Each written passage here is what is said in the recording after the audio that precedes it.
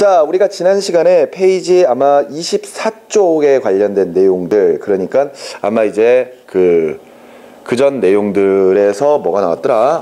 그 뉴턴의 운동법칙 정리했었고요. 그리고 나서 이제 새로운 물리량이었던 운동량과 충격량에 관련된 그런 물리량들까지 쭉 정리를 했었습니다.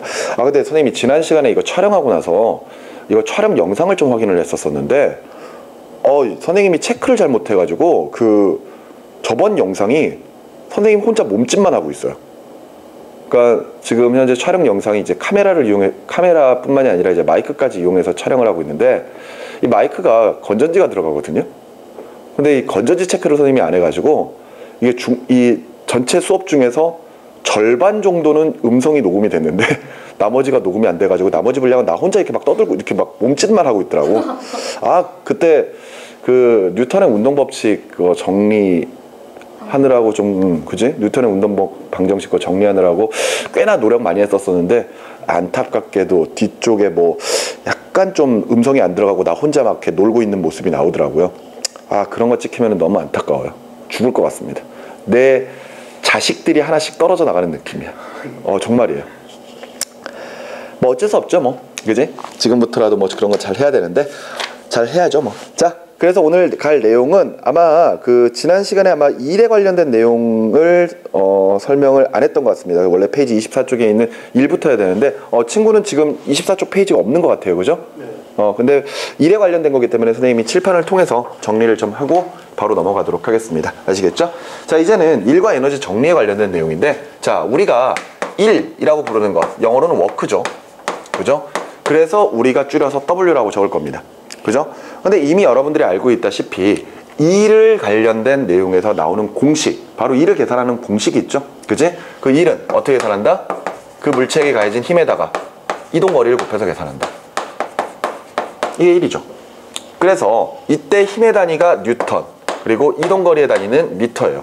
따라서 원래 일의 단위는 뉴턴 미터거든요.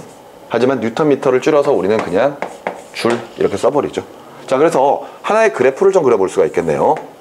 예를 들어 힘과 이동거리 그래프에서 어떤 물체에게 일정한 크기의 힘을 가해서 물체를 이동시켰다면은 그래프는 이런 식으로 나오게 될 것이고요. 이때 일정 거리까지 이동하는 동안 나타났던 요 아랫면의 면적은 결과적으로 힘 곱하기 이동 거리에 해당하는 거니까 뭐에 해당한다? 1의 크기에 해당한다, 그죠? 근데 만일 힘의 크기가 변한다고 하더라도 예를 들어 그 거리까지의 아랫면의 면적은 뭐에 해당한다? 1에 해당한다. 이렇게 정리를 할 수가 있을 겁니다. 참고로 이런 식의 그래프들을 가지고 면적 계산하라고 하는 문제는 물리원에서 절대 다뤄지지 않죠. 그러니까 그냥 단순히 항상 그래프의 X축과 Y축 확인하시고 힘과 이동거리 그래프라면은 아랫면의 면적은 1이다. 이렇게 여러분들이 생각을 하시면 되겠습니다. 그런데 우리가 보통 1의 크기가 0이 되는 경우를 세 가지로 보고 있거든요, 그죠? 1의 크기 W가 0이 되는 경우 세 가지를 보고 있는데, 첫 번째가 힘이 0인 경우예요. 힘이 0인 경우. 그러니까 말 그대로 힘 자체가 0이라면은 물체가 아무리 이동거리가 있다고 하더라도 1 자체는 0이 될 수밖에 없는 거죠. 그런데 힘이 0이다? 아무런 힘을 가하지 않는다? 그냥 물체를 쳐다보고만 있으면은 그거는 결과적으로 1이 아니잖아요. 맞죠? 그런데 이때 힘이 0인 경우에 이제 많은 학생들이 이제 고민을 하는 것 중에 하나가 정지 상태의 물체가 아닌 등속도 운동을 하는 경우, 그지? 이 경우를 참 많은 학생들이 문제를 접할 때 헷갈리거든요. 그러니까 물체가 등속도 운동을 한다 또는 등속 직선 운동을 한다. 그랬을 때 그 물체의 운동 상태는 빠르기의 변화도 없고 방향의 변화도 없는 거거든요. 맞죠? 그런데 우리가 보통 이런 식의 등속도 운동을 하는 것을 관성이라고 표현을 하죠. 이때 힘이 가해졌을 때 효과가 나타나야 돼요. 그 효과가 모양의 변화나 아니면 운동 상태의 변화죠. 근데 이때 힘이 가해지면 모양이 변한다, 찌그러지거나 깨지거나 분열되거나 이런 식의 내용들이고요. 운동 상태의 변화가 나타난다. 그 말은 빠르기와 방향의 변화가 나타난다는 겁니다. 근데 오해하지 말아야 될 것은 빠르기가 있다 없다가 아니에요. 빠르기의 변화가 있다 없답니다. 그러니까 물체가 움직일 때 빠르기가 있겠죠? 그 빠르기 자체가 변하지 않고 방향의 변화도 없다면은 그 물체는 힘의 효과가 나타나지 않는 거예요. 따라서 그 물체에게 작용하는 힘은 0이다. 이렇게 설명할 수가 있는 거죠. 바로 물체가 등속도 운동을 하는 경우에 바로 그 관성 상태이기 때문에 빠르기의 변화도 없고 방향의 변화도 없고 따라서 힘의 크기는 0이다. 따라서 아무리 이동거리가 길다고 하더라도 일의 양은 얼마다? 0이다. 이렇게 정리할 수가 있는 거죠. 두 번째, 이건 너무나 간단한 거죠. 이동거리가 0인 경우, 그죠? 아무리 물체에게 큰 힘을 가한다고 하더라도 물체 자체가 움직이지 않는다면은 당연히 힘의 크기는 0이 될 겁니다. 일의 크기는 0이 되겠죠. 이거는 뭐 두말할 것도 없을 거고요. 세 번째는요, 물체가 가지는 이동 방향과 힘의 방향이 서로 어떤 경우? 수직인 경우. 맞죠? 이 경우도 일의 양이 0이라고 이야기하고 있습니다. 예전에 이 내용을 사실 중학교 때부터 다루거든요. 근데 이 중학교 때부터 다루던 내용이 다시 한번 등장을 했을 때 예전 중학교 때에서는 왜요? 안 가르쳐 줍니다. 왜 힘과 이동거리가 수직이면 0이에요? 안 가르쳐 줘요. 그냥 외워. 물체를 들고 앞으로 걸어가면 일의 양은 0이야. 이렇게 그냥 설명을 해버린단 말이에요. 근데 이제 여러분들은 그 이유가 뭔지를 알아야 되죠. 그죠? 바로 이 과정에서 우리는 앞서 아마 전 수업 시간에 아마 나왔었을 거예요. 바로 힘과 같은 크기와 방향성을 모두 가지고 있는 물리량들, 바로 벡터 값의 분해를 생각을 하시면 되는 겁니다. 벡터 값의 분해. 자, 우리가 보는 힘이라고 하는 것은 크기뿐만이 아니라 방향까지 존재를 하죠. 예를 들어 F라고 하는 힘이 이렇게 비스듬하게 작용을 하고 있을 때 보통 힘과 같이 크기와 방향을 가지고 있는 이런 물리량들을 합하는 것을 벡터의 합성, 분해를 하는 것을 벡터의 분해 이렇게 표현하거든요. 근데 예를 들어 중학교 때도 해본 적이 있지만 두 가지 이상의 힘이 존재를 한다면은 그 힘들을 합하거나 뺄 수가 있어요. 같은 방향이면 더하고 반대 방향이면 빼고. 그런데 비스듬한 경우에 두 힘은 서로 평행사 변형을 그려서 합력을 계산을 한단 말이죠. 그런데 예를 들어 그렇게 계산한 합력이 요거라고 합시다. 그러면은 다시 이 힘을 두 개로 나눴을 때 수많은 힘들로 나눌 수가 있을 거예요. 그런데 우리는 이 힘 중에서 그래프의 X축과 Y축에 존재하는 두 가지의 힘으로만 표현을 하겠다 이거죠. 그랬을 때 결과적으로 X축 위에 존재하는 힘은 요 길이와 같은 이만큼의 힘이 바로 필요한 힘일 거고요. 반대로 Y축에 해당하는 힘은 요 높이에 해당하는 요만큼의 힘에 해당을 할 겁니다. 그러니까 이렇게 fx라고 하는 힘과 fy라고 하는 힘이 존재를 한다면은 이때 평행사 변형이 직사각형을 그리는 거잖아요. 그래서 대각선 그어주는 게 합력이다. 이렇게 표현할 수가 있는 거죠. 그랬을 때 요 기울기가 세타라면은 이때 fx의 크기와 fy의 크기를 f로 표현했을 때 fx는 f 코사인 세타로 정리할 수 있다. 그리고 fy는 f 사인 세타로 정리할 수 있다. 이게 결과적으로 벡터의 분해거든요. 이것은 기본적으로 알고 계셔야 될 내용입니다. 자, 우리가 보통 물체에게 힘을 가해서 물체를 이동시키는 경우에 일반적으로 물체에게 힘을 줘서 물체가 그 힘의 방향으로 이동을 합니다. 그러면 이때 그 물체의 일의 양은 가해준 힘 F에다가 그지? 이동거리 S를 곱해주기만 하면 되겠죠. 근데 이런 상황이 실제로 우리 주변에서는 잘 안 일어나거든요. 물체를 힘을 줘서 이동시키는데 나란하게 힘을 준다? 이런 경우보다는 보통 비스듬하게 힘을 주는 경우가 상대적으로 많은 거죠. 그러니까 이런 경우라고 생각하시면 될 겁니다. 물체가 있는데 힘을 비스듬하게 주는 거죠. 그죠? 근데 물체의 이동 방향은 수평하게 나타나는 경우. 맞죠? 이랬을 때 과연 일의 양은 얼마가 될 것이냐. 근데 이때 물체에게 가해주는 힘의 방향과 이동 방향이 서로 비스듬하다면요. 이때는 요 힘 중에서 이동 방향과 같은 그 성분만을 따지셔야 됩니다. 그러니까 앞서 이게 F고 요 힘이 필요하다면은 요 힘은 뭐가 돼야 되는 거예요? Fx가 돼야 되는 거겠죠.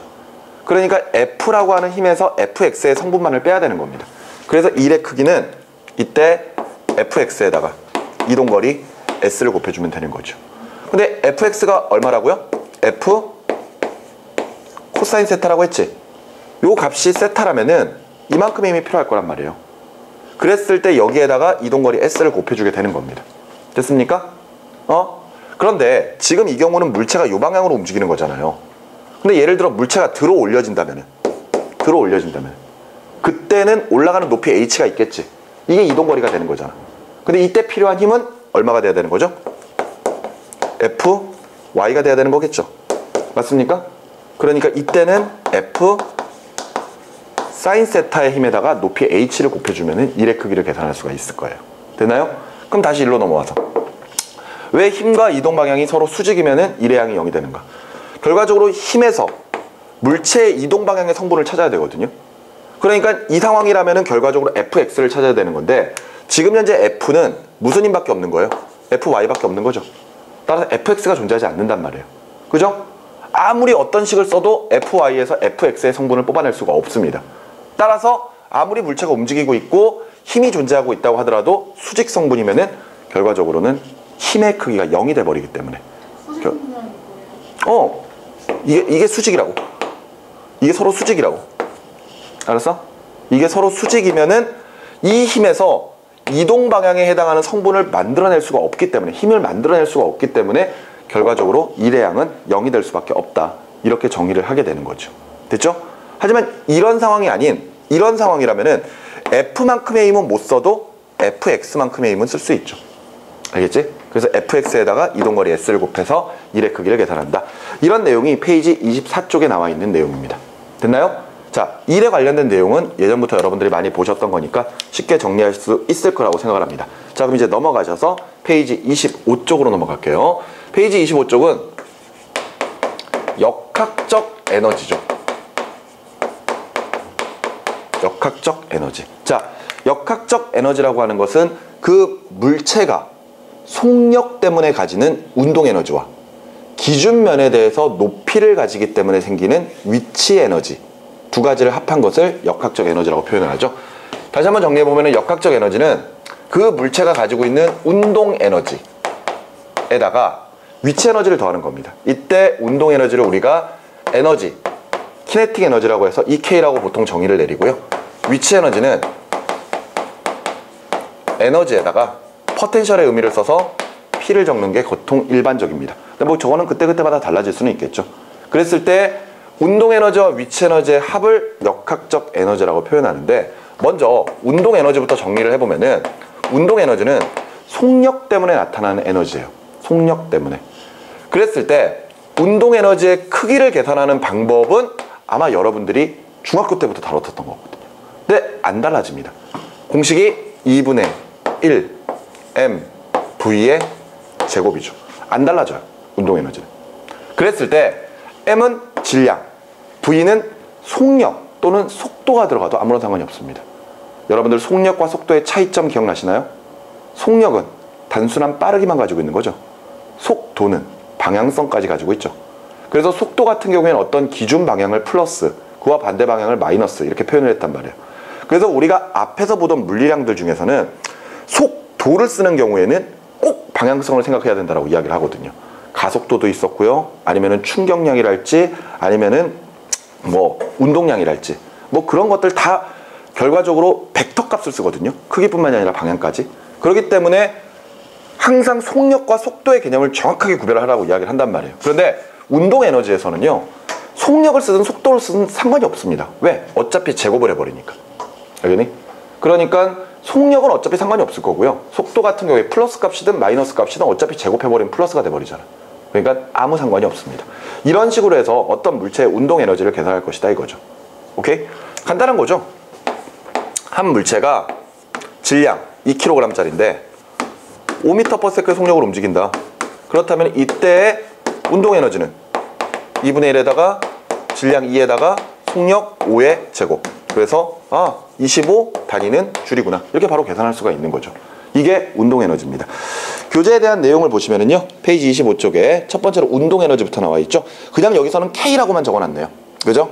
운동 에너지 K. 자, 이랬을 때 질량 M인 물체가 V의 속력으로 운동할 때 에너지. 이때 운동량은 질량에다가 속도를 곱해서 계산하겠죠. 하지만 운동 에너지는 2분의 1 곱하기 질량 M에다가 속력 V의 제곱을 곱합니다. 근데 그 공식에 변화가 있네요. 그죠? 2M분의 P제곱이라고 되어 있거든요. 이 공식은 왜 나온 걸까요? 이건 거죠. 자, 앞서 운동 에너지를 하는 과정에서 운동량이 나왔거든요. 운동량. 앞서 봤었던 물리량 중에 운동량이 있었습니다. 운동하는 물체가 가지는 물리량인데 운동량 P라고 적은 다음에 그 운동량은 물체의 질량에다가 뭐를 곱하는 것? 속도를 곱하는 거예요.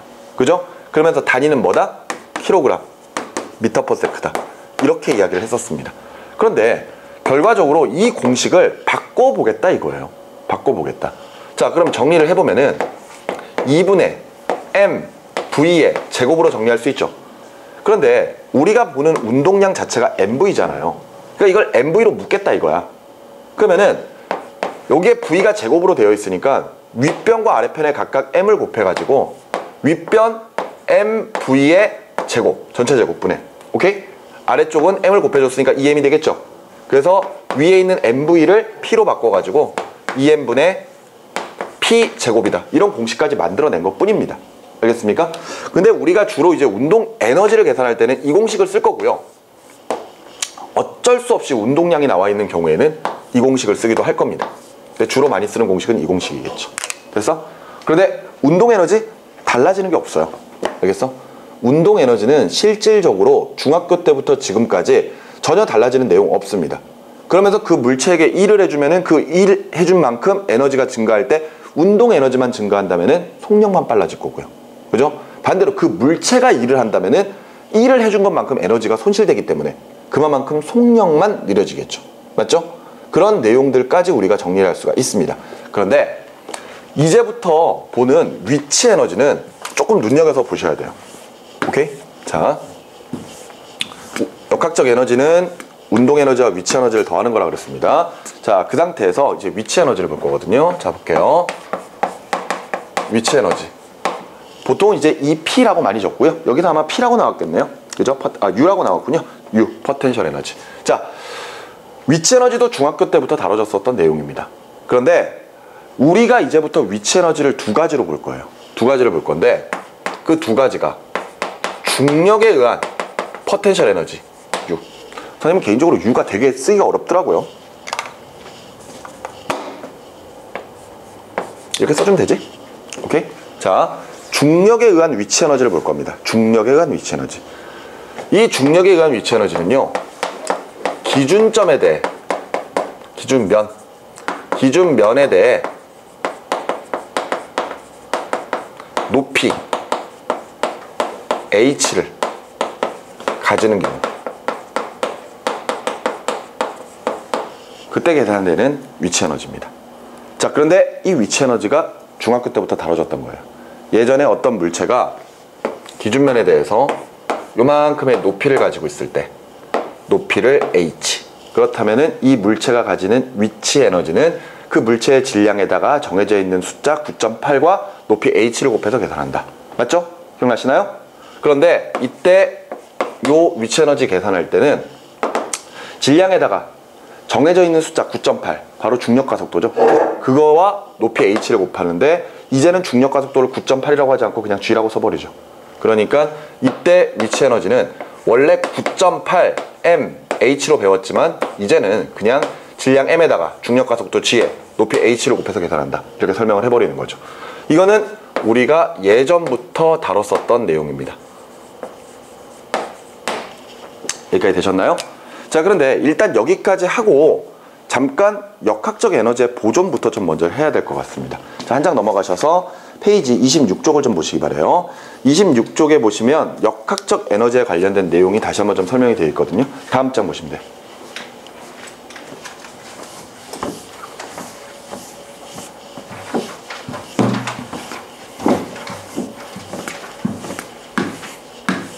자, 거기에 보시면 역학적 에너지 보존에 관련된 내용이 나와 있거든요.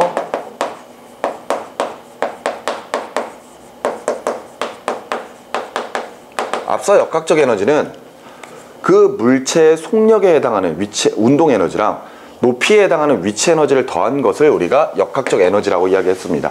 근데 그러한 역학적 에너지는요, 마찰을 무시하면은 총량이 일정하게 보존됩니다. 이때 중요한 건 마찰이 무시돼야 된다는 조건이 있어야 돼요. 오케이? 자, 이런 상황 생각해보죠. 자, 어떤 기준면에 대해서 질량 m을 가지고 있는 물체가 h 높이만큼 떠 있습니다. 그러면서 이 물체는 중력에 의해 자유낙하를 할 것이고요, 최종적으로 지면에 도착을 할 겁니다. 됐습니까?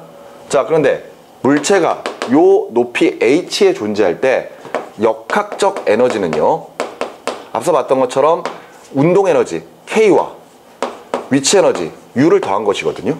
맞죠? 그런데 자, 이 상태에서 물체가 정지되어 있어요. 그렇다면은 이때 요 K 값, 운동 에너지죠? 운동 에너지 얼마? 운동 에너지 얼마? 운동 에너지 얼마? 0. 맞죠? 자, 운동 에너지 K는 2분의 1 mv의 제곱으로 계산하고 위치 에너지 U는 mgh로 계산한다 그랬습니다. 그랬을 때 아무리 물체의 질량이 크더라도 속력 자체가 존재하지 않는다면은 운동 에너지 자체는 0이겠죠. 그런데 물체는 위치 에너지는 가지고 있잖아요. 얼마만큼? h 높이에 해당하는 것만큼.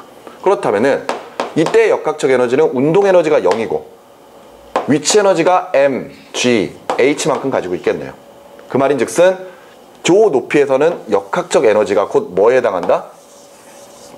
위치 에너지에 해당한다. 이렇게 설명을 할 수가 있을 겁니다. 자, 근데 물체가 떨어질 거예요. 자유낙하를 할 겁니다. 근데 자유낙하하는 동안 아무런 마찰이 존재하지 않을 거예요. 그럼 결론은 역학적 에너지의 총량이 항상 일정하게 보존이 돼야 되거든요. 근데 아래로 떨어지는 동안에 h의 높이가 감소를 합니다. 그렇다면은 mgh의 크기가 작아지고 있는 거죠. 그럼 대신에 역학적 에너지 일정해야 돼. 그럼 뭐가 증가해야 된다? 운동 에너지가 증가할 수밖에 없다라는 거죠. 그래서 물체가 어떤 높이만큼 떨어졌을 때 이때 역학적 에너지는 당연히 K 값에다가 U를 더한 것일 거거든요. 항상 똑같아요. 그런데 앞서 봤었던 요 역학적 에너지랑 요 역학적 에너지는 어때야 된다? 같아야 된다. 그러니까 이때 떨어지면서 높이가 h1이고 떨어질 때 속력이 v1이라고 한번 해봅시다. 알았어? 그러면 이때 운동 에너지는 2분의 1 질량 m v1의 제곱일 거고요. 맞죠? 거기에 위치 에너지는 m, g, h1이 되겠죠. 됐나요? 근데 이렇게 해서 더했을 때도 아까의 역학적 에너지가 어때야 된다? 같아야 된다. 맞죠? 자, 지면에 도착했습니다. 지면에 도착했을 때도 역학적 에너지가 있을 거예요. 역시 운동 에너지랑 위치 에너지 더할 겁니다. 그런데 지면에 딱 도착을 해버리면 떨어지는 동안 계속 속력이 증가했을 거 아니에요. 그래서 최종적으로 나타나는 속력을 V라고 가정을 했을 때 이때 운동 에너지는 이 V에 해당하는 것만큼 운동 에너지를 가지고 있겠죠. 그러니까 2분의 1 m V의 제곱만큼일 겁니다. 그런데 위치 에너지 기준면에 도착했죠. 높이 h가 얼마? 0. 따라서 0을 더해버리는 거잖아요. 그런데 이때도 역학적 에너지는 항상 어때야 된다? 같아야 된다. 그럼 이때 역학적 에너지는 오로지 이거밖에 없네요.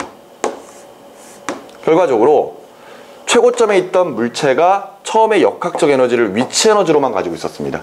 하지만 떨어지는 동안에 뭐로 바뀌었어요? 운동 에너지로 바뀌었어요.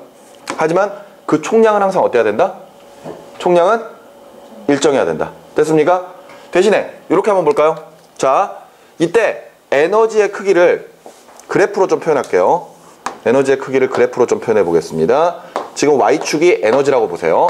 그러면 아니다. Y축이 높이고 X축이 에너지라고 봅시다. 그러면은 처음에 기준점에서 일정한 크기의 에너지를 하나 가지고 있겠죠. 그 에너지가 뭐야? 역학적 에너지야. 알았어? 처음에 요만큼의 에너지를 가지고 있었다고 쳐보자고요. 알겠어? 근데 이 역학적 에너지는 이때는 모두 다 뭐야? mgh밖에 없을 거거든. 맞지? 자, 근데 떨어진다. 떨어지는 동안에도 역학적 에너지는 어때야 된다? 일정해야 된다. 그러니까 역학적 에너지의 전체 크기는 변하지가 않아요. 됐나요? 그런데 위치 에너지는 높이에 비례하거든요. 그러니까 높이가 일정하게 감소할수록 위치 에너지도 일정하게 감소해버리겠죠. 그러면 위치 에너지의 크기는 처음에 이만큼이 전부가 다 위치 에너지거든요. 근데 떨어지는 동안 위치 에너지가 계속 줄어서 언제까지? 0까지 갈 거야. 그러면은 이렇게 표현할 수가 있겠네요. 이렇게 표현했을 때 이쪽에 해당하는 에너지가 우리가 지금 보고 있는 위치 에너지, 바로 U라고 볼 수가 있어요. 그럼 나머지 면적은 뭐에 해당을 하는 걸까? 나머지 면적. 운동 에너지에 해당을 하겠지. U. 됐어? 아니, 운동 에너지. K. 이렇게 정리할 수 있겠죠. 그러면 잘 봐. 처음에 높이가 H였을 때 물체가 떨어져요. 그래서 처음 높이의 정확하게 절반까지 왔다고 쳐봅시다. 2분의 H. 그러면은 처음에 위치 에너지보다 2분의 h 지점으로 오게 되면 에너지의 크기가 절반으로 줄어들어 버리죠. 근데 절반 줄어드는 에너지 대신에 또 늘어나는 에너지가 뭐야? 운동 에너지잖아. 그럼 얘네들의 비율은 몇 대 몇? 몇 대 몇? 1대 1이 나와야 되겠죠. 여기까지 됐습니까? 일단 위치 에너지 설명하면서 중력에 대한 위치 에너지 설명 드리고 바로 역학적 에너지 보존으로 좀 넘어왔거든요. 그랬을 때 예를 들어 어떤 물체의 운동 에너지와 높이, 중력 기준면에 대해서 높이를 가지면서 가지는 에너지, 위치 에너지의 합, 역학적 에너지의 보존 관계에서 처음 높이에서 절반만큼 물체가 떨어지게 되면은 처음에 가지고 있던 위치 에너지보다 위치 에너지는 절반으로 줄어들어 버리고요. 대신에 운동 에너지가 또 절반만큼 늘어나기 때문에 그 운동 에너지 대 위치 에너지의 비율이 1대 1이라는 사실을 기억을 해주셔야 됩니다. 알겠습니까? 자, 그런데 실질적으로 여기에 관련된 문제보다는 이제 새로운 문제가 좀 많이 출제가 되죠. 요거 보세요. 자, 정차려. 자, 위치 에너지에서 중력에 의한 위치 에너지 말고 탄성력에 의한 위치 에너지도 있습니다. 탄성력에 의한 위치 에너지. 자, 예를 들어서 어떤 물체가 이렇게 용수철에 매달려 있어요. 용수철에 이렇게 매달려 있습니다. 근데 물체에게 힘을 줘서 잡아 당길 거예요. 용수철에게. 그럼 용수철이 이렇게 늘어날 거란 말이지. 이렇게 늘어날 거란 말이죠. 그러면은 이때 요만큼의 지금 위치 변화가 생긴 거거든요. 그랬을 때 손을 딱 놓으면은 용수철은 되돌아가려고 할 겁니다. 맞죠? 원래 지점으로 되돌아가려고 하겠죠.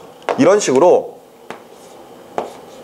모양이 변형되었을 때 원래 모양대로 돌아가려고 하는 때 작용하는 힘을 탄성력이라고 표현해요.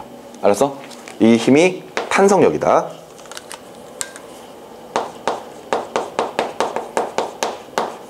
그런데 가만히 좀 생각을 해보면은요, 요때 여기까지 잡아당겨서 손을 탁 놓으면은 용철이 싹 돌아가가지고 이 물체가 원래 지점으로 딱 돌아갈 거거든요. 근데 그랬을 때 원래처럼 딱 정지할까요? 정지할까요? 아니겠죠. 왜? 지금 현재 물체가 돌아가는 동안은 탄성력이라고 하는 힘을 받아요. 힘을 받으면 효과가 나타나야죠.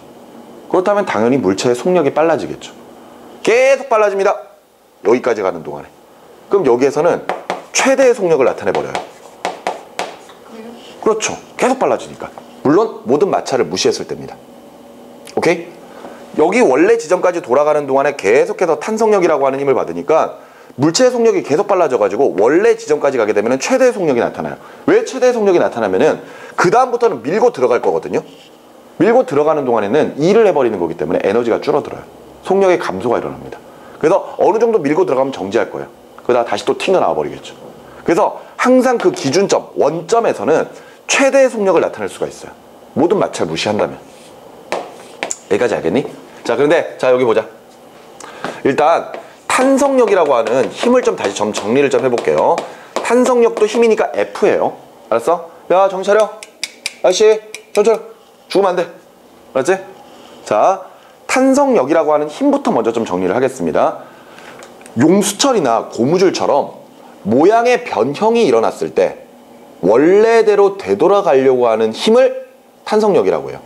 그러면서 탄성력을 가지는 물체들을 탄성체라고 표현합니다. 밀가루 반죽 같은 경우에는 모양이 한번 찌그러지고 나면은 원래대로 안 돌아가죠. 그런 물체들을 소성체라고 표현해요. 근데 탄성체라고 부르는 물질들은 힘을 가지고 있거든요. 탄성력.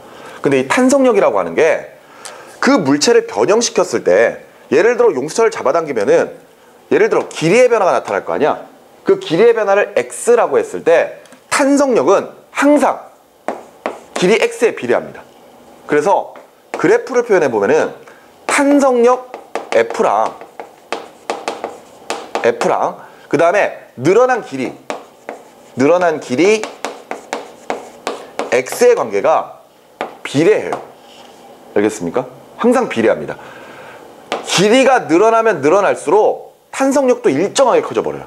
알았어? 그래서 비례한다라고 표현할 수 있는 거야. 그런데 이렇게 비례한다라는 이런 공식을 같다라고 하고 싶어요. 그러면은 상수값이 필요하죠. 그 상수값을 우리가 K라고 적고 KX가 바로 탄성력 F다. 이렇게 정리를 하거든요. 이때 K값은 바로 요 그래프의 기울기가 K입니다. 그때 요 K값을 우리가 용수철을 이용하고 있다면은 용수철 상수 또는 다른 말로 탄성 계수라고 표현하거든요. 그런데 이 용수철 상수라고 하는 게 항상 정해져 있는 수치예요. 그러니까 용수철을 잡아 당겼을 때 용수철을 늘리는 동안 힘이 얼마만큼 필요한가 그거를 정하는 거거든요. 그래서 단위가 용수철 상수의 단위가 뉴턴 퍼 미터입니다. 뉴턴 퍼 미터. 이거 잘 봐요. 이거 되게 중요합니다. 용수철 상수의 단위가 뉴턴 퍼 미터예요. 이게 무엇을 의미하냐면요, 여러 종류의 용수철이 있을 거 아니야. 그 용수철을 잡아 당겨요. 잡아 당기면서 1m까지 잡아 당깁니다. 1m까지. 그랬을 때 힘이 얼마만큼 드는가, 그것을 정해놓은 게 용수철 상수예요. 그래서 용수철 상수는 용수철마다 정해져 있어. 알았니? 용수철 상수가 크면은 그만큼 잡아당기는 게 힘들겠죠. 용수철 상수가 작으면은 쉽게 잡아당겨지고요. 자, 그랬을 때 용수철 상수의 단위가 뉴턴 미터를 쓰고 있기 때문에, 뉴턴 퍼 미터를 쓰고 있기 때문에 힘의 단위는 뉴턴이어야 되고요. 늘어난 길이 요거 잘 보셔야 됩니다. 요 늘어난 길이 x 있잖아요. 요 x의 단위는 항상 미터 단위여야 돼요. 이거 되게 중요합니다. 알겠어? 됐니? 자, 이렇게 우리가 탄성력이라고 하는 걸 표현할 수가 있거든요. 자, 근데 봐. 여기 다시 봐. 너 오늘 죽으면 안 된다니까? 아저씨, 여기서 깨워줘. 야, 종철우, 화장실 갔다 오든가? 갔다 와. 괜찮아. 내가 졸린가? 내 목소리가? 아, 잠이 좀 많아? 개인적으로 내 목소리가 졸린 목소리는 아니지 않냐? 약간 좀 날카롭게 좀 긁는 듯한 목소리 나오지 않아요? 그건 아니에요. 아, 그건 아니야? 다행이네. 어찌됐건 아주 졸린 목소리는 아닌 것 같은데, 내용 자체가 졸린가? 뭐 잠이 많아서 그런다니까? 어쩔 수 없죠. 자, 원래 잘 자요? 그럼 너네들이야 잠이 항상 부족하지, 안 그래? 자, 탄성력인데 보세요. 우리가 중력에 의한 위치 에너지를 살펴볼 때 결과적으로 기준면에 대해서 높이를 가지고, 그지? 이런 상황일 때 이렇게 계산을 했었잖아요. 맞죠? 그런데 사실 탄성력도 마찬가지입니다. 결과적으로 처음 기준점에 대해서 x만큼 길이의 변형이 나타나 버리면은 그때 힘이 작용을 해버리게 되고, 그 힘이 결과적으로 요 상황이라면은 지구가 잡아당기는 중력이라고 볼 수가 있는 거예요. 그러니까 중력을 우리가 질량 m에다가 중력 가속도 g를 곱해서 계산한단 말이지. 그러니까 중력에다가 높이 h를 곱한다? 그럼 여기서도 마찬가지로 요 지점에서 지금 현재 탄성력이라고 하는 힘이 작용을 해요. 힘에다가 이만큼 가는 동안 계속 탄성력이 작용하잖아. 맞지? 그러니까 결과적으로 탄성력에다가 늘어난 길이 x를 곱해주면은 기준점에서부터 요만큼 변형이 됐을 때 나타나는 에너지 크기를 계산할 수 있다는 거죠. 그 에너지를 우리가 탄성력에 의한 위치 에너지 이렇게 표현하고 있는 겁니다. 자, 그런데 저 탄성력에 의한 위치 에너지를 조금 다시 좀 정리를 좀 해볼게요. 자, 살아났니?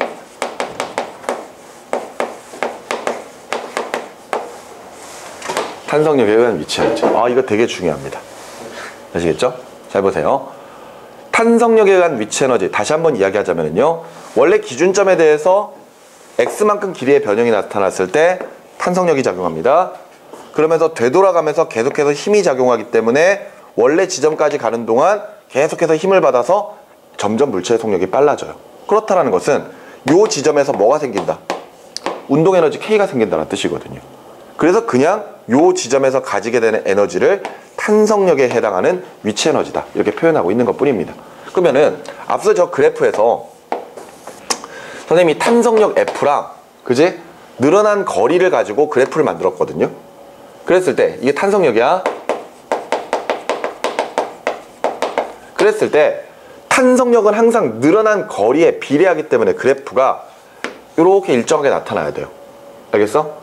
그러면서 지금 x만큼 변형시켰을 때 여기에서 작용하고 있는 탄성력을 F라고 해봅시다. 그러면 길이 x만큼 변형시켰을 때 힘 F까지 최대로 커질 거예요. 여기까지 이해되셨습니까? 오케이? 자, 그런데 말이죠. 요거 보세요.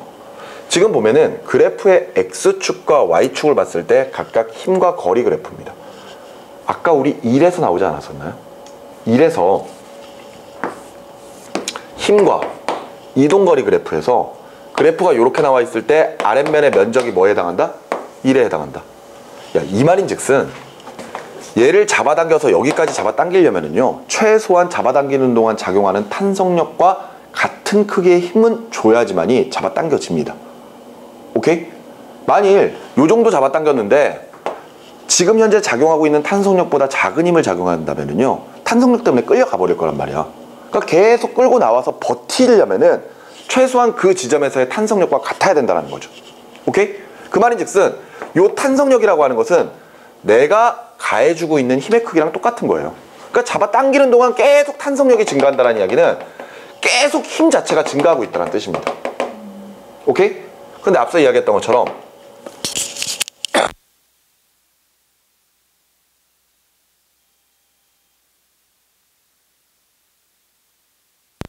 잡아당기는 상관없으니까 무조건 잡아당기려면은 최소한 탄성력의 크기보다는 커야 된다는 거죠. 같거나 커야 된다는 거죠. 그럼 같은 속도로 잡아당기려면 점점 커져야 돼요? 그렇죠. 계속해서 일정하게 커져야 되죠. 그래서 이 그래프를 그린 게 이건 거야. 그러니까 왼쪽에 X, Y축이 지금 현재 탄성력이라고 되어 있지만 결과적으로 저 힘은 잡아당기는 동안 내가 주는 힘과 동일한 거예요. 알겠습니까? 그러면 다시 이 그래프에서 힘이 일정하게 증가하면서 물체가 이동한다고 쳐봅시다. 그렇다면 역시 마찬가지로 아랫면의 면적이 뭐에 해당하는 거야? 1이잖아. 맞지? 이거 똑같은 거거든요. 지금 현재 힘과 거리 그래프야. 그치? 잡아당기는 동안 힘이 증가하고 X까지 잡아당길 거거든? 그럼 이 아랫면의 면적은 이걸 여기까지 잡아당기는 동안 내가 해준 일의 양이잖아요. 내가 일 해줬어. 그럼 그 물체는 에너지가 증가해야 되겠지. 맞지? 그러니까 지금 현재 보고 있는 요 아랫면의 면적만큼 내가 일을 해준 거고, 알았어? 그 일은 결과적으로 저 물체가 X 지점에서 가지게 되는 에너지, 바로 탄성력에 의한 위치 에너지다 라고 표현할 수가 있는 거예요. 그러면 이 면적만큼으로 에너지를 가지고 있고 돌아갈 거란 말이에요. 됐니? 그럼 자, 계산해보자. 탄성력에 의한 위치 에너지. 저 면적 어떻게 계산해요? 삼각형이니까 2분의 1에다가, 그지? Y축 F만큼까지 커지죠. 그리고 이동거리는 X죠. 이렇게 정리할 수 있겠네요. 여기까지 됐습니까? 이게 결과적으로 탄성력의 위치 에너지입니다. 그런데 우리가 이 탄성력 F를 이렇게 계산할 수 있다 그랬죠? 그죠? 용철 상수에다가 늘어난 거리 X를 곱한다. 이게 정해져 있는 숫자거든? 그러니까 문제에서 용철을 썼으면 거기에 대한 용철 상수를 K값이라고 딱 주어질 겁니다. 그렇다면은 요 F 대신에 우리가 KX라고 하는 값으로 바꿔서 쓸 수도 있는 거잖아요.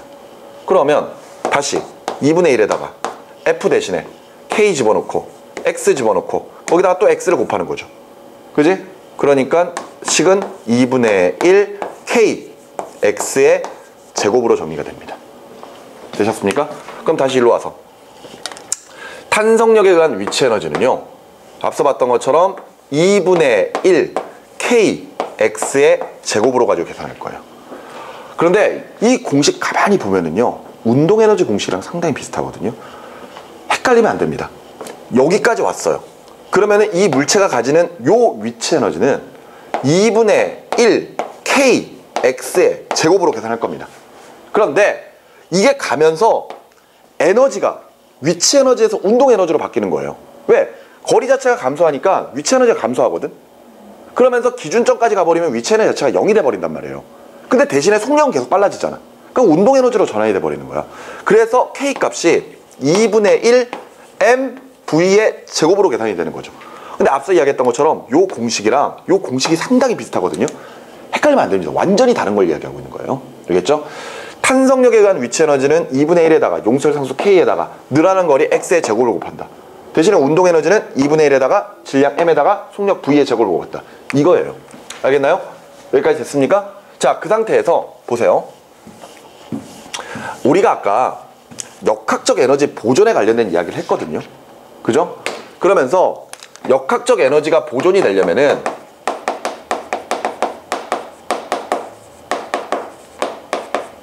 마찰을 무시한다라는 조건이 있어야 돼요. 근데 마찰만 무시가 된다면은 그 물체가 가지고 있는 운동 에너지랑 그 물체가 가지고 있는 위치 에너지랑 더했을 때 그 값은 항상 어떻다? 일정하다라는 거거든. 근데 이 위치 에너지가 중력에 의한 위치 에너지가 돼도 상관이 없고요. 탄성력에 의한 위치 에너지가 돼도 상관이 없습니다.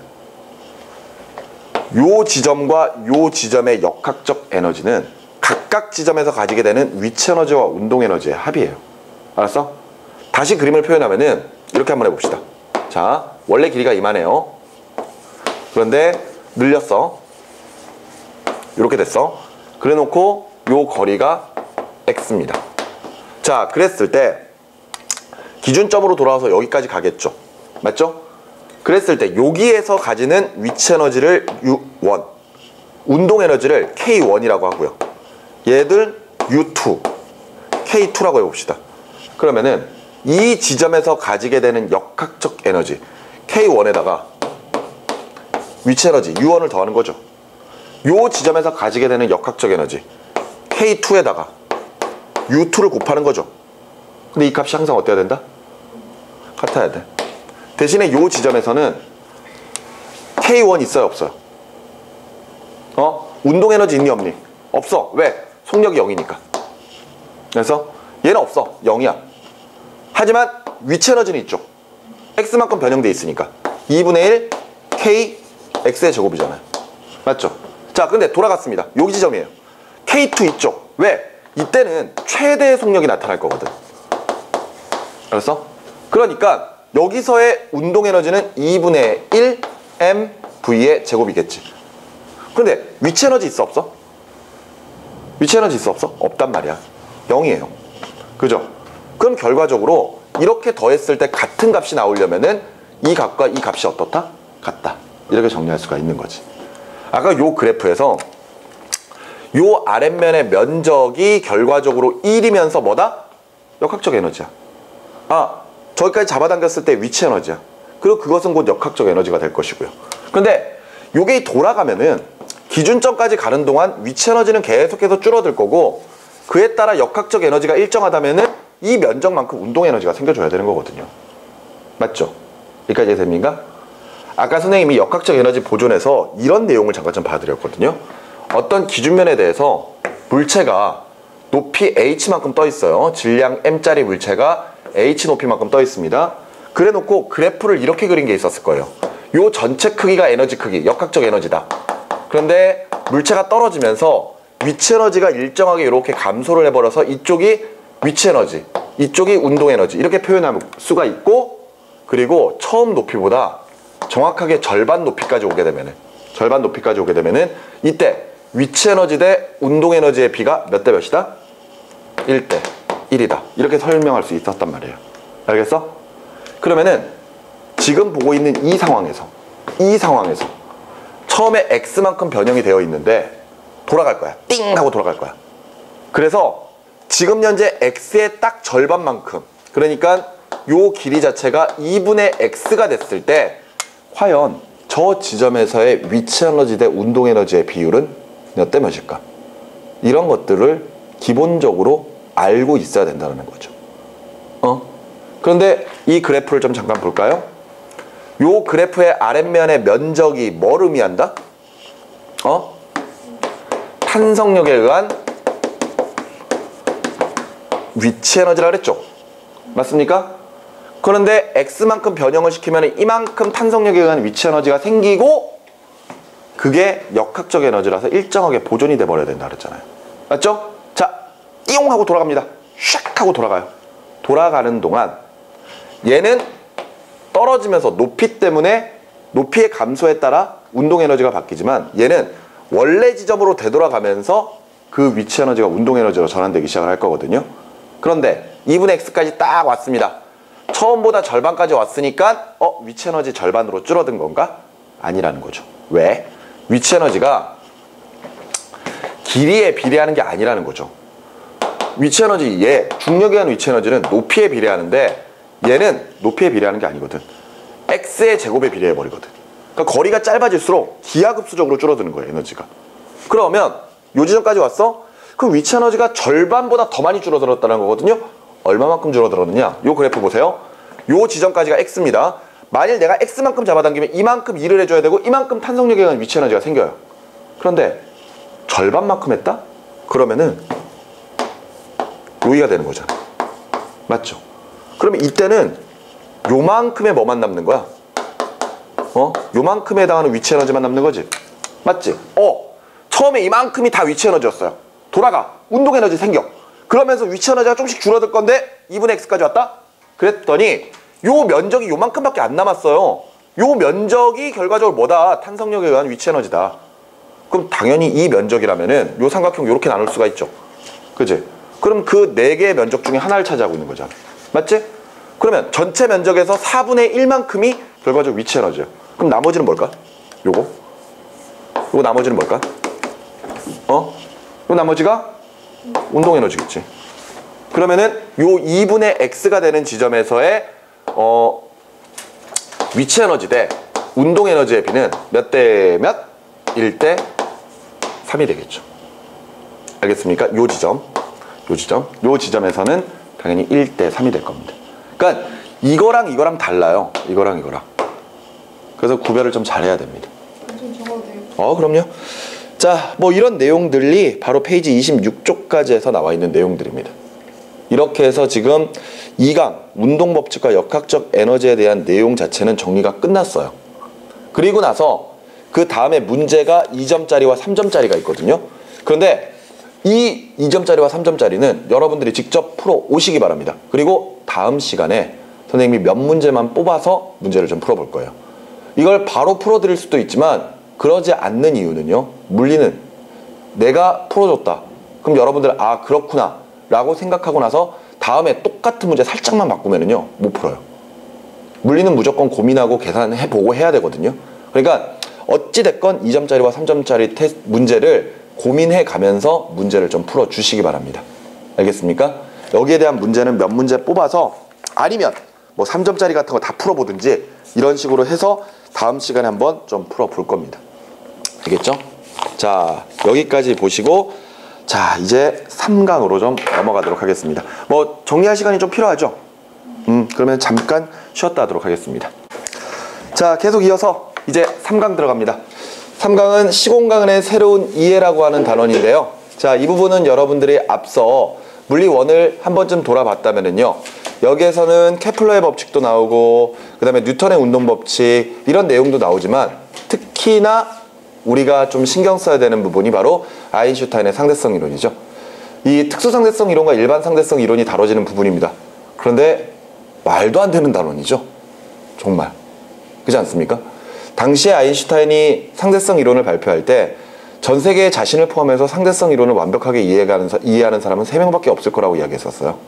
물론 그 이후로는 이제 많은 사람들이 상대성 이론을 이해하고 그걸로 가지고 여러 가지 기구들도 만들고 있습니다. 뭐 예를 들어 우리가 쓰고 있는 GPS 같은 것들, 그런 것들 다 일반 상대성 이론의 원리를 쓰고 있거든요. 그런데 아무리 시간이 지나서 많은 사람들이 이해하고 있다고 하더라도 실질적으로 물리 1에서 다뤄질 만한 내용은 아닌 것 같아요. 그런데 나왔습니다. 해야죠. 어쩌겠습니까? 그런데 다행히도 정말로 심도 있게 들어가는 건 아니라는 거. 그죠? 그러니까 일단은 겁을 먹지 않았으면 좋겠다라는 게 선생님 생각이에요. 자, 어찌됐건 자 3강 시공간의 새로운 이해를 시작을 할 건데요. 제일 첫 번째로 만유인력의 발견입니다. 자, 그런데 이 만유인력의 발견에 대한 내용은요. 일단 많은 학생들, 그러니까 물리 1을 다뤄보지 않았었던 학생들 같은 경우에는 뉴턴이 사과나무에서 사과 떨어지는 거 보고 발견한 거 아니야? 이렇게 이야기를 하거든요. 뭐 그렇게 알고 있잖아요. 뉴턴이 사과나무 밑에서 낮잠 자고 있는데 사과가 떨어져가지고 지구가 물체를 잡아당기는구나. 모든 물체 사이에는 끌어당긴 힘이 존재하구나. 그 힘을 만유인력이라고 하자. 그죠? 지구 사이에 그런 힘이 작용한다면 그것을 중력이라고 하자. 엄청난 발견이죠. 정말 대단한 거죠. 야, 뉴턴 대단하구나. 이렇게 생각을 할 수밖에 없습니다. 하지만 그것은 말 그대로 이제 꾸며진 이야기고요. 실제로 뉴턴이 만유인력을 발견하게 된 계기는 바로 케플러의 법칙 때문입니다. 오케이? 자, 그래서 제일 먼저 케플러의 법칙을 다루게 되는데, 케플러의 법칙은 융합과학 때 처음으로 다뤄졌던 내용일 거예요. 천문학에 굉장히 중요한 법칙이죠.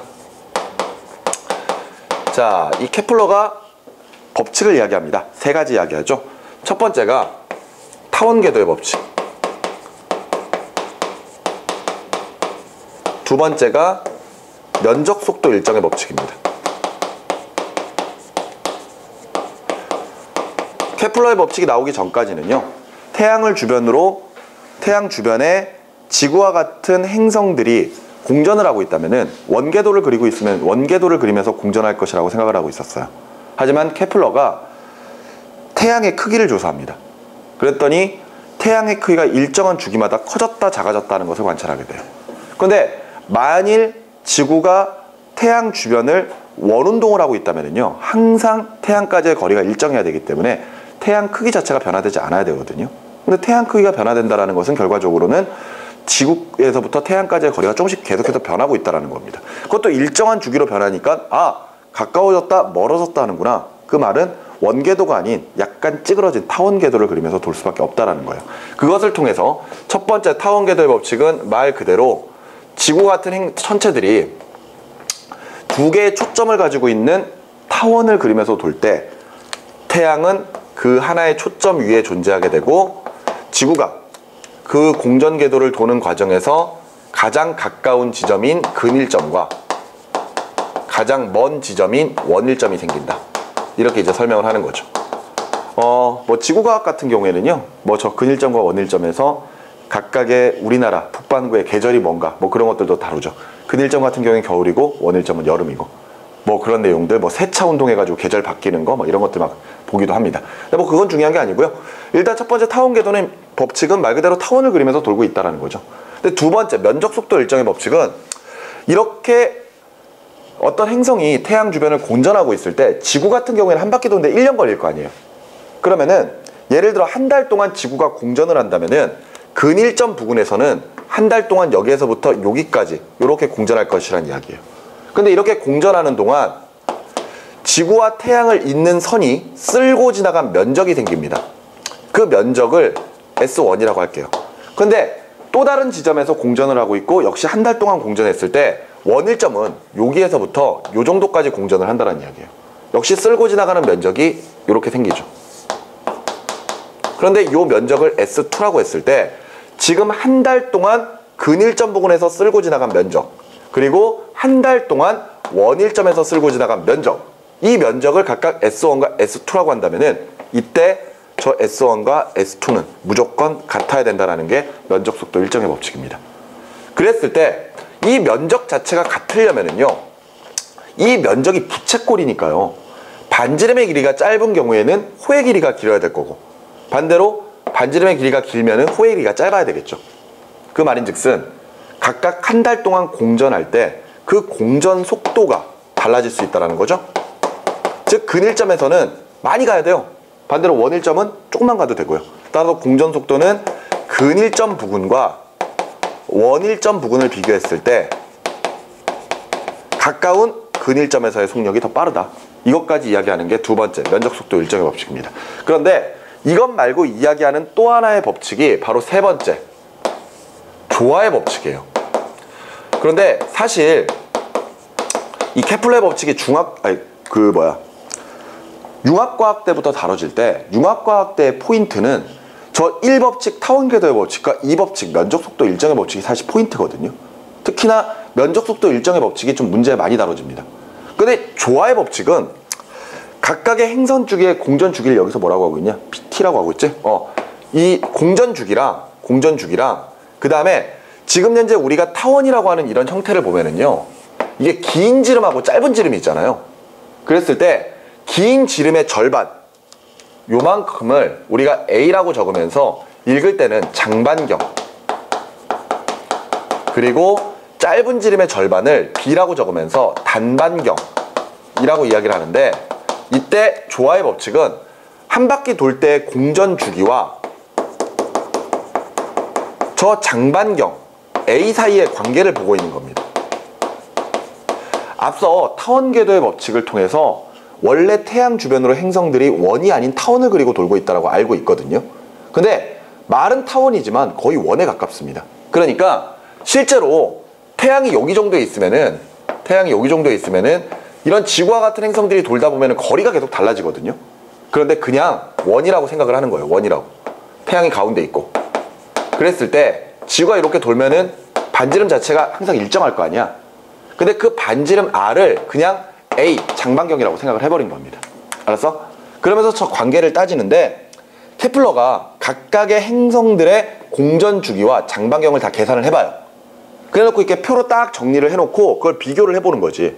그랬더니 장반경이 길어. 태양으로부터 멀리 떨어져 있으면 멀리 떨어져 있을수록 도는데 시간이 많이 걸리는구만. 찾았어요.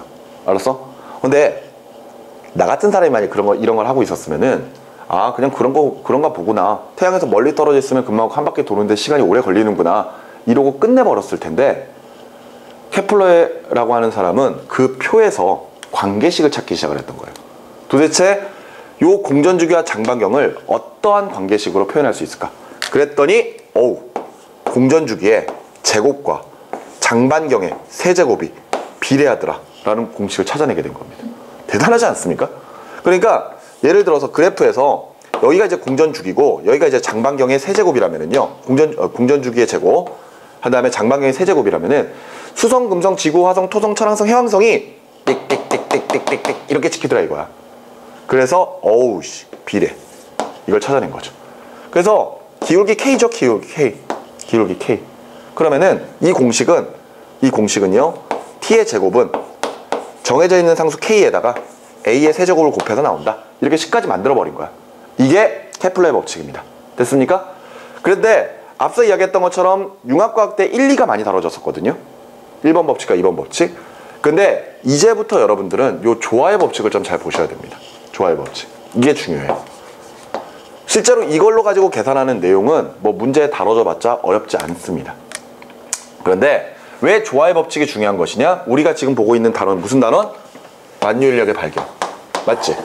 앞서 잠깐 이야기했듯이 뉴턴이 사가 떨어지는 거 보고 만유인력 찾아낸 게 아니라 그랬죠? 바로 케플러의 법칙에서 조화의 법칙을 통해 공식을 유도하기 시작을 했던 겁니다. 이 사람이. 알았어? 자, 만유인력이 무엇인지 한번 좀 볼까요? 만유인력은요, 만 가지 물체예요. 그런데 만 가지 물체라기보다는 세상 만물, 모든 물체는 있다. 뭐가? 인력. 서로 간에 끌어당기는 힘이 있다. 이게 만유인력이죠.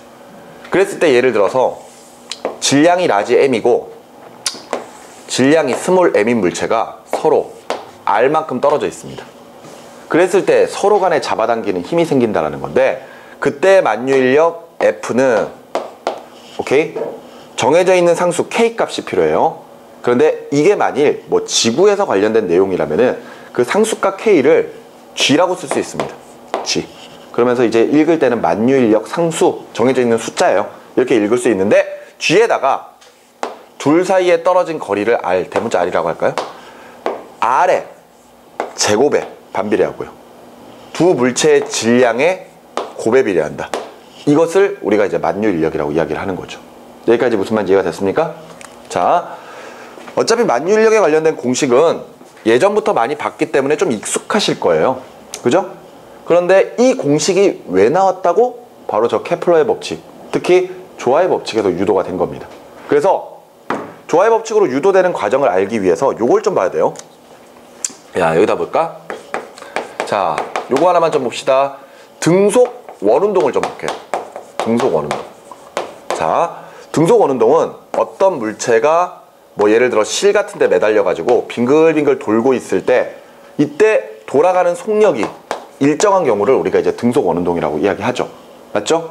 그랬을 때 요 만들어내는 원의 반지름을 R이라고 하고요. 알았어? 돌아가는 속력을 V, 그 다음에 한 바퀴 돌 때 걸리는 시간, 공전주기를 T라고 한다면은 등속 원운동에서 이런 관계가 성립을 합니다. 공전주기 T는요 한 바퀴 도는 데 걸리는 시간이잖아. 그러면은 시간은 속력분의 거리니까 돌아가는 속력 V분의, 그죠? 돌아가는 궤도, 즉 원의 바깥쪽, 이거 갑자기 기억이 안 나네. 원궤도? 그거라면은 결과적으로 반지름이 R일 때 그 거리가 2파이 R일 것이다. 이렇게 설명할 수가 있는 거죠. 그러면은 다시 공전 속도는 하고 정리를 해버리면은 공전 속도 V는 시간 T분의 2파이 R, 이렇게 정리할 수도 있겠네요. 됐나요? 자, 근데 잘 봐. 이때 등속 원운동이라고 하는 게 속력은 일정한데 무슨 운동을 해? 원운동을 한다? 빠르기는 일정한데 방향의 변화가 자꾸 생겨. 그러면 빠르기의 변화가 없다고 하더라도 방향 변화 때문에 저 운동은 가속도 운동입니다. 알겠습니까? 그래서 우리는 이 등속 원운동에서 가속도를 계산할 수 있어요. 근데 그 가속도를 구심 가속도라고 하거든요.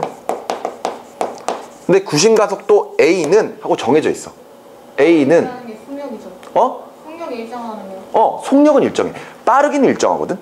계속해서 일정한 속력으로 계속해서 돌고 있는데 중요한 거는 방향의 변화가 생기니까 결과적으로는 이 등속 원운동 자체도 결과적으로는 가속도 운동이라는 거죠. 그래서 이때 가속도는 거리 R분의 반지름 R분의 속력 V 제곱으로 계산해요. 왜요? 몰라도 돼. 상관없어. 이 내용은 원래 물투 내용이에요. 그렇기 때문에 물리 원에서는 그냥 구심 가속도가 그냥 A가 R분의 V 제곱이다. 이렇게 생각하면 돼. 그러면서 등속 원운동은 물체가 접선 방향으로 이동하려고 할 때 항상 중심 방향으로 끌어지는 힘이 있거든요. 알았어? 그 힘을 구심력이라고 하죠. 구심력. 그랬을 때 구심력 F는 MA거든요. 이 물체의 질량을 M이라고 가정을 하면은 그 M에다가 그지? 가속도 A를 곱하면 돼. 근데 가속도가 얼마라고? R분의 V제곱 요거라고. 이렇게 해서 우리는 등속 원운동에서 몇 가지의 식들을 정리할 수가 있습니다. 됐습니까? 그런데 앞서 이야기했던 것처럼 뉴턴의 만유인력은요 조화의 법칙을 통해서 나왔거든요.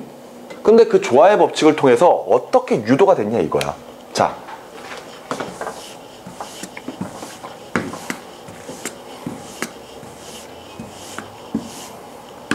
보세요.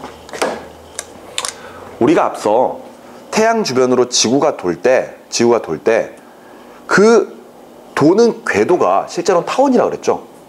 근데 아무리 타원이라고 해도 사실은 약간 찌그러진 형태거든요. 그러니까 거의 원이라고 해도 무방해. 그러니까 이때 뉴턴은 태양 주위로 지구가 돌 때 그냥 원운동을 하고 돌고 있다고 생각을 했습니다. 가정을 세웠어요.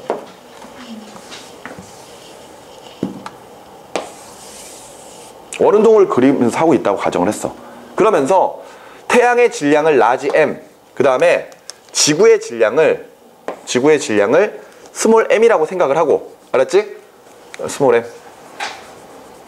스몰 m, 그리고 거리를 r이라고 생각을 한 거죠. 이 r이 결과적으로 장반경 a야. 알았니? 그리고 원래 이제 타원 궤도를 그리면서 돌면은 좀 빨라지거나 느려지거나 이러지. 아 괜찮아, 나중에 보라 그래. 그러면서 이제 좀 빨라지거나 느려지는데 그냥 등속 원운동을 한다라고 가정을 해버렸어요. 무슨 말인지 이해되시나요? 그러면 이런 식으로 얘가 빙글빙글 돌아가고 있을 때 등속 원운동이니까, 그지? 지구가 태양 주변을 등속으로 원운동을 하려면은 결과적으로 지구를 태양이 구심력으로 잡아 당겨야 될 거 아니에요. 맞죠? 맞지? 그래야지만 원운동을 할 수 있을 거 아니야. 근데 구심력의 크기가 이렇다고. 여기까지 이해가 되니? 그런데 지금 우리가 보고 있는 거는 만유인력의 법칙이 찾아진 과정입니다. 그러니까 결과적으로 케플러의 조화의 법칙, T의 제곱은 상수값 K에다가 장반경 A의 세제곱이죠. A의 세제곱이잖아. A의 세제곱. 근데 이것을 그냥 K, R의 세제곱이라고 생각을 한 거야. 거리랑. 알았니? 그냥 반지름이 그냥 장반경이다 이렇게 생각을 해버린 거예요. 알았어? 그러면서 이런 관계가 성립을 하는데 지금 여기에서 구심력이 작용하잖아. 구심력. 구심력은 F는 떨어진 거리 R분의, 그지? 지구의 질량 스몰 m에다가 돌아가는 속력 V의 제곱을 곱해서 계산할 거거든요. 맞지? 근데 따지고 보면은 저 구심력 자체가 뭐야? 만유인력인 거야. 맞지? 태양과 지구 사이에 작용하는 힘, 만유인력이거든요. 맞죠? 그걸 정리하기 시작을 했던 거예요. 자, 그래서 등속 원운동을 나눈 게 그냥 하나는 구심력이고 하나는 이런 것 같은데. 네? 그러니까 등속 원운동을 네. 하면 그러니까 방향이 계속 바뀌잖아요. 네. 그걸 그냥 나눈 거 아니에요? 벡터로? 어떤 게? 그러니까 이거? 네. 아, 신경 안 써도 된다니까? 정말 신경 안 써도 돼. 그냥 이런 게 있다라는 거야. 그리고 선생님이 이걸 지금 보여줄 건데 잠깐 봐요. 페이지 38쪽을 보시면은요, 아래쪽에 가장 아래쪽에 보세요. 38쪽 가장 아래쪽에 보시면은요. 케플러의 법칙과 중력 법칙 해가지고 이제 케플러의 법칙으로 어떻게 만유인력이 유도가 됐는지가 나오는 거거든요. 내용을 좀 읽어보면은 행성에 작용하는 구심력, 태양계에 있는 행성들의 타원 궤도는 20률이 너무 작기 때문에 20률이 타원 궤도가 찌그러진 정도를 이야기하거든요. 근데 그게 너무 작아. 그렇기 때문에 이게 작아서 0에 가까우면 원이고 이게 1이 나오면 완전한 직선이 돼버리거든요. 근데 다 20률이 너무 0에 가까워. 그러니까 그냥 원궤도라고 볼 수도 있습니다. 그랬을 때 질량 M인 행성이 반지름 R인 원궤도를 공전주기 T로 돌 거예요. 알겠습니까? 공전주기 T로 돌 거야. 이때 행성에 작용하는 구심력은 요거죠. 맞지? 행성에 작용하는 구심력은 이거야. 근데 그것을 각각의 식에다가 막 대입을 해보는 거지. 알았어? 봐봐. 일단 쓸 수 있는 게 조화의 법칙 쓸 수 있어요.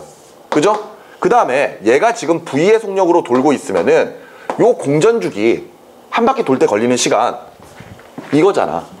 그지? 그래서 V분의 2πr로 가지고 계산할 수 있는 게 공전주기잖아요. 이거 쓸 수 있지. 그지? 그런 것들을 막 대입해서 만들어낸 식이 거기에 나와 있는 것처럼 T의 제곱분의 4파이 제곱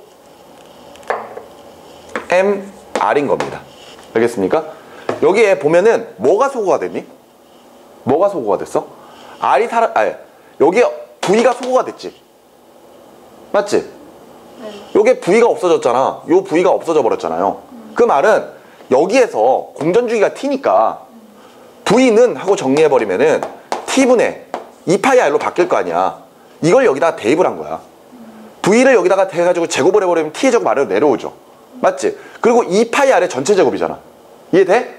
봐봐. 정리해보면은 R분의 M에다가 V에다가 뭘 집어넣는다고? T분의 2πr 집어넣고 이것을 전체 제곱한 거잖아요.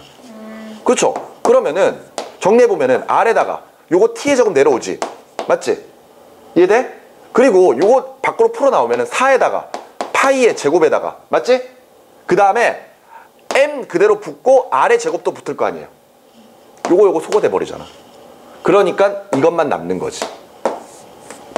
여기까지 이해가 돼? 구심력을 저렇게 바꿀 수도 있다라는 겁니다. 됐어? 그런 다음에 오른쪽으로 계속 넘어가면은요.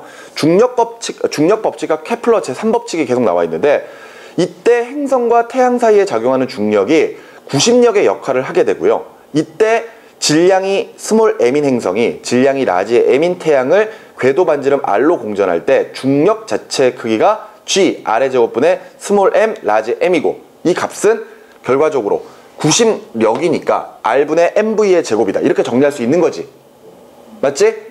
그러면서 밑에 있는 식 아까 여기 나왔던 거 있죠? 요거 구심력 F는 하면서 이렇게 정리됐던 거 있잖아. 이거를 다시 한번 정리를 해 보았더니 결과적으로는 우리가 알고 있는 만유인력 F는 G R의 제곱분의 라지 M 스몰 M으로 정리가 되더라 이거야. 알았어? 근데 여기서 이제 선생님이 말하고 싶은 포인트는 이겁니다. 자, 뉴턴의 만유인력이 나오게 된 계기는요. 케플러의 조화의 법칙 때문이에요. 그 케플러의 조화의 법칙이 나오고 등속 원운동에 관련된 공식들을 쓰고 그리고 뉴턴의 운동법칙 있죠. 뉴턴의 운동법칙이 관성, 가속도, 작용, 반작용 법칙 있잖아요. 그 중에 작용, 반작용의 법칙을 도입을 해가지고 결과적으로 이 만유인력이라고 하는 식을 유도를 한 거야. 알았니? 근데 봐봐. 조화의 법칙에서 만유인력으로 유도되는 것? 돼! 가능합니다. 알았어? 그러니까 조화의 법칙 T의 제곱은 K A의 세제곱이 결과적으로 F는 G R의 제곱분의 라지 M 스몰 M이라고 하는 공식으로 유도가 된단 말이에요. 오케이? 돼! 그런데 약간 좀 복잡하거든 식이. 특히나 조화의 법칙에서 만유인력으로 가는 동안에 뭐 예를 들어서 작용 반작용 같은 것들도 막 사용하고 이런단 말이에요. 그래서 그러기 때문에 사실은 식이 좀 복잡해. 그래서 예를 들어서 그런 식들을 유도하는 과정이 문제에 다뤄지기는 하는데 예를 들어서 전체적인 내용을 다 암기해서 푸는 건 아니에요. 그러니까 예를 들어 식 유도하는 과정에 중간에 하나 빈칸 딱 만들어 놓고 그 빈칸에 뭐가 들어가는지는 위아래를 비교해보면 바로 나올 수 있을 정도. 그거 처음에 나왔어. 그래, 그렇게 나온다니까. 그러기 때문에 그렇게 어려운 게 아니야. 걱정할 필요 없어. 그냥 조화의 법칙을 통해서 만유인력 법칙이 유도가 됐구나. 여기 수능 특강에서 지금 이 부분이 나왔는데 유도하는 거 안 나왔죠. 유도하는 게 안 나왔잖아 지금. 조화의 법칙에서 만유인력 법칙 유도하는 과정이 안 나왔잖아. 그렇다라는 것은 그 유도 과정 문제 안 물어보겠다는 뜻이에요. 안 물어보겠다. 그런데 야 봐라. 조화의 법칙에서 만유인력 법칙이 유도가 된다면은 역도 가능해야 되는 거 아니야? 맞지? 만유인력에서 조화의 법칙이 유도가 돼야 될 거 아니야. 조화의 법칙으로 만유인력의 법칙이 유도가 된다면은 만유인력 법칙으로 조화의 법칙이 유도가 가능해야지. 맞지? 그걸 이야기하고 있는 게 페이지 39쪽에 위에 있는 내용이에요. 자, 이거 되게 간단하거든요. 볼래요? 자, 만유인력이 뭐라 써? F는 G R의 제곱분의 라지 M 스몰 m이지. 됐니? 이게 만유인력이야. 그런데 이걸 이제 조화의 법칙으로 유도를 할 거거든. 자, 지금 이 사이에서 만유인력 작용해요. 근데 그 만유인력이 곧 뭐라고? 90력. 맞지? 그러면은 이 값이 결과적으로 90력이 얼마야? 90력 어떻게 계산해? R분의 그죠? M에다가 V의 제곱을 곱하는 거잖아. 여기까지 무슨 말 이해가 되니? 그러면 이 식을 한번 정리를 해보자 이거지. 소거할 수 있는 거 있잖아요. 요거랑 요거 소거돼 버리죠. 질량 M이랑 요거 소거돼 버리지. 여기까지 이해가 돼? 그러면은 결과적으로 식이 다시 정리된 게 R분의 라지 M은 그죠? 아이고 V 제곱만 남겠죠? 이해됩니까? 이해되죠? 이렇게 다 정리되지? 자, 그런데 요 V가 뭐야? 공전속도잖아. 그죠? 공전속도가 어딨어? 여기 있네. 맞지? 그러면은 자, R분의 라지 M은 V 제곱이야. 그러면은 V 제곱에다가 저 공전주기 넣어버리면 공전속도 넣으면 되잖아. 그러면은 T분의 2파이 R에 전체 제곱인 거죠? 이해됩니까? 자, 요거랑 요거 풀어보자. R분의 라지 M은 T의 제곱분의 4 파이 제곱에 R의 제곱이죠. 이해되셨나요? 크로스. 그렇게 되면은 T의 제곱에다가 라지 M을 곱한 것이 그죠? 4 파이의 제곱에다가 요거 또 곱해져 버리니까 R의 몇 승? 3승 돼버리지? 이해가 돼? 그러면서 M 넘겨버리면은 T의 제곱은 하고 정리했을 때 라지 M분의 4 파이의 제곱에다가 R의 세제곱을 곱한 거랑 같거든? 맞지? 그런데 선생님이 지금 이렇게 묶었던 이유가 뭐냐면은요, 여기 묶은 이유가 뭐냐면은 지금 라지 M이 뭐야? 태양 질량이지? 그치? 라지 M은 태양 질량이거든? 근데 태양 질량은 정해져 있는 숫자잖아. 맞지? 거기에 4파이의 제곱도 정해져 있는 숫자지. 결과적으로 이 값이 상수값 K예요. 그러니까 결과적으로 공전주기의 제곱은 거리의 세제곱에 비례한다는 거지. 이게 유도가 되는 거예요. 이해됩니까? 그래서 결과적으로 조화의 법칙으로 만유인력 법칙이 유도되고 만유인력 법칙으로 또다시 조화의 법칙이 유도되고 이런 과정이 성립을 하는 거지. 여기까지 됐습니까? 여기까지가 만유인력이 발견된 계기예요. 됐나요? 근데 다시 한번 이야기하지만 어떤 식으로든 식 정리를 하는 것들은 뭐 한두 번쯤은 해볼 필요는 있는데 너무 막 심도 있게 할 필요는 없어요. 그러니까 여기 교재에 없다라는 거는 유도 과정이 그렇게 자세하게 안 나와 있다라는 거는 결과적으로는 문제 자체에서 실질적으로 물어보진 않겠다는 뜻이에요. 아시겠나요? 대신에 페이지 39쪽에 나와 있는 거 이건 나와 있거든? 이거 나와 있는 거야. 간단히 나와 있는 것 뿐이잖아. 그러니까 이 정도는 할 줄 알았으면 좋겠다라는 약간 숨은 의도가 숨겨져 있다라고 봐요. 알겠습니까? 그러니까 한두 번쯤은 연습을 좀 해보시기 바랍니다. 알겠습니까? 자, 오늘 수업은 여기까지고요. 다음 시간에는 드디어 아인슈타인의 상대성 이론으로 한번 들어가 보도록 하겠습니다. 아시겠죠? 이제부터 하는 내용 좀 이해가 안 된다면은 이 수업 끝나고 나서 선생님이 업로드해주는 동영상 강의를 한두 번 정도는 다시 한번 좀 반복을 좀 해주셨으면 좋겠어요. 아시겠죠? 자, 수고하셨습니다.